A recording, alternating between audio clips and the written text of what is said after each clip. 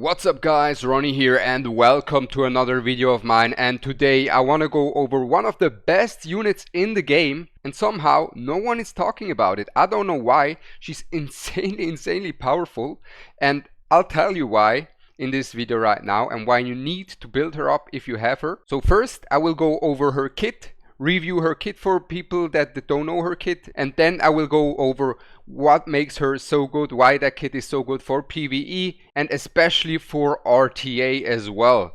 So let's go over the kit first. So first up, let's start off with her ultimate, her bread and butter.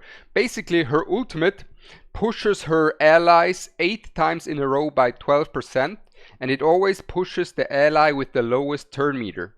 So 8 times 12 is 96%. You have 3 allies that are able to get pushed, right, in RTA. That's already, let's say they are all on similar speed. That would already be a 30% push for everyone. And you already know how strong that would be, right? For an aggro team. But that's not all. That's not all. Not only does she do that, but she also applies 1 stack of data stream on them once they are getting pushed up. So therefore she can also apply multiple data streams on them. What does data stream do? Before, it basically increases their damage output and their speed for the entire rest of the game, stacking up to 12 stacks, and it cannot be dispelled. So that is already a nice thing, right? That is already a nice thing, but that's not all that is already in her ultimate. No, on top of that she applies her very own other buff to herself, and that is the backup buff that she applies to herself that can also not be dispelled. And the fact that this cannot be dispelled is very important, because what does that backup buff do? First up, she gains 5 backup buffs to herself, and this backup is going to be consumed when an ally of yours is going to take a turn that is going to be debuffed. And if your ally that is taking their turn, let's say they're debuffed from a Kazuyo, yeah, Kazuyo, one of the big menaces in RTA right now. Let's say your ally is debuffed from the Kazuyo. She consumes one of her 5 stacks that she already got from her ultimate to purify up to 3 debuffs, right? Your ally is going to be able to take their turn.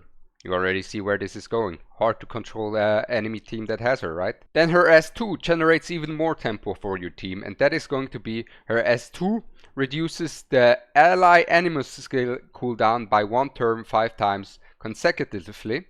And it's always going to be the ally with the highest cooldown on their ultimate is going to get their cooldown from their ultimate reduced by 1 turn 5 times. And also on top of that, it will apply 1 stack of data stream that we talked about that increases speed and damage throughout the rest of the fight on them every time they get their skill cooldown reduced. Then her S1 is very simple, more or less. It is a normal basic attack, and she gains 1 stack of backup to herself. Basically the backup, like I said, is the buff that is going to give your allies the chance to cleanse themselves, purify 3 debuffs from yourself, and also gives them 1 stack of data stream, not to forget, and the data stream increases their damage and speed.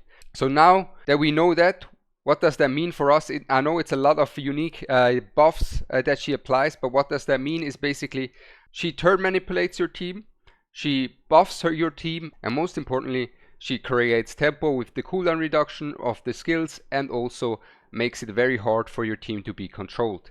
So in PvE, her use case, the reason why we don't see her or why she's not being talked about as much for, as example, a Lily, is simply because in PvE, she's not as universal as a Lily, because in PvE, she only really gets her value once you get to the late game, because once you get to the harder stages of PvE, even in Anisync, Echo and so forth, where the stages take longer, you have more fights, more time to scale up, she's able to give your team more data stream, and it's going to be more important for your team to be able to cleanse some debuffs when you get into the harder fights. And so in the end game PvE, she's only really starting to shine once these debuffs actually matter and these debuffs become a problem for your team throughout these fights. That is the PvE aspect of her.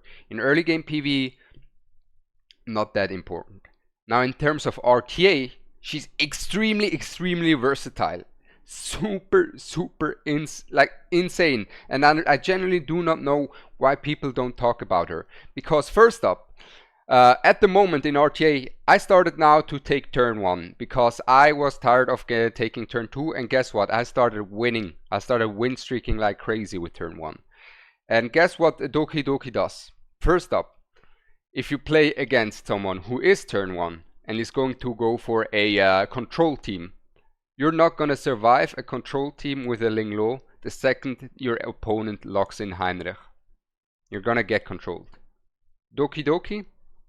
Doki Doki will not be controlled, because Doki Doki's backup is not gonna be dispelled like the immunity is from the Ling Lo that she provides, and on top of that, her backup purifies 3 debuffs all the time. So after one ultimate, that is a potential already of 15 debuffs wiped off the board from your team. Thinking about that. So first up, that is already one solution there. Then the next thing that is very good for her, she's also quite good against cleave. Why? Because you can build her fast and take her as your speed contester and say, okay, your opponent has cleave, but I push up my team here. You know, she has a big push on her ultimate, don't forget that. And then you push her up and your team goes, you can either go for a reverse cleave or just cleave yourself, right? You can do that if you have her fast and you use her as your opener, or you can also just use a Holden, push back and reset the cooldowns of the enemy DPS for the cleaver, and it makes it very hard for the cleaver as well then, right? So that is already good against the cleave as well, while at the same time also working very well with control, with cleave, because of her manipulation that she provides through these backups, through her push, and also through her being able to shut down control. If you have her on your side personally and then you go in with the control team, well, your opponent is gonna have a rough time because she is now in your team, right? And they can't really shut down the control that easily. And then in terms of standard, now standard so far hasn't been that crazy for me personally. Cleave and aggro has been the way to go, and standard I think is the only playstyle where a Ling Lo is gonna outvalue the Doki Doki, because the Ling Lo is gonna be providing heals. And if you play a Doki Doki and you're not playing aggressive yourself and just play standard with the Doki Doki, and your opponent sees Doki Doki and is like, you know what, I won't be able to do any debuffs on you, I just pick a bunch of bruisers like Rahu, like Holden and stuff into you that don't really need to have the debuffs, and be able to just hit hard, bunch of heavy hitters. And then she's not going to be that insane, right? That's the only playstyle. But you can use her for aggro, you can use her for cleave, you can use her for control, and you can use her to counter all of these playstyles that are very, very relevant in the game at the moment. And she is so busted, and I genuinely urge you guys to build her if you have not built her yet, if you have her, if you are already in the end game, because you want to have those latices invested into her to be able to really get the most out of her.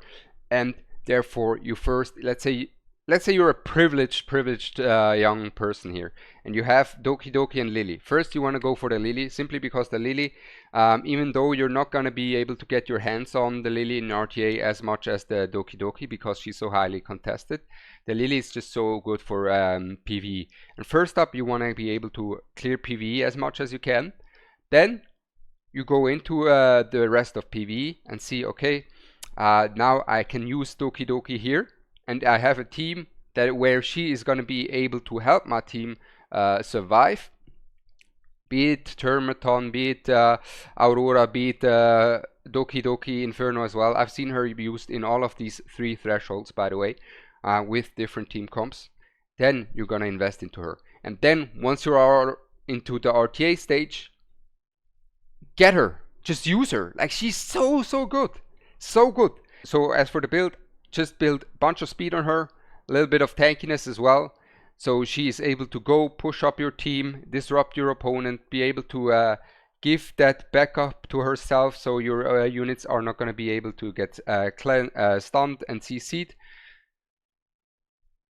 And for the shell, I would highly recommend you guys to go for a Codex of Magic, because then you can use S2, S3, S2, S3, or S3, S3, S2 in RTA. But you can also use other things as well, some other shells, of course. Let's go right into it. For example, I can give you a few more shells that you can work with PvE as well. So Jackal Guard you can work with as well. And then also you can work with, can I say, the Gigabyte in PvE. Even the Artisan works on her in PvE as well. You have many options in terms of the PvE aspect. As for PvP, I'd say Codex of Magic is very strong as an aggressive playstyle. Jackal Guard can work as well, but I just think Codex of Magic is so strong overall that I'm a big Codex enjoyer. And then for the matrixes, like I said, highly recommend you guys to go just for speed. Just speed. You can go for Bulwark as well. In PvE, specifically Time Weave and Strive are good options as well. And then Swift Raid, Swift Smite for more speed can work, or just some tankiness, or even a Bloodbath, 12 Bloodbath, 12 Swift Rush. You have many options on that aspect. But this is it already from my side. Build your Doki Doki. I don't know why she isn't on the radar yet, but let me put her on the map for everyone right now. I'm Ronnie, and I'm out. Peace!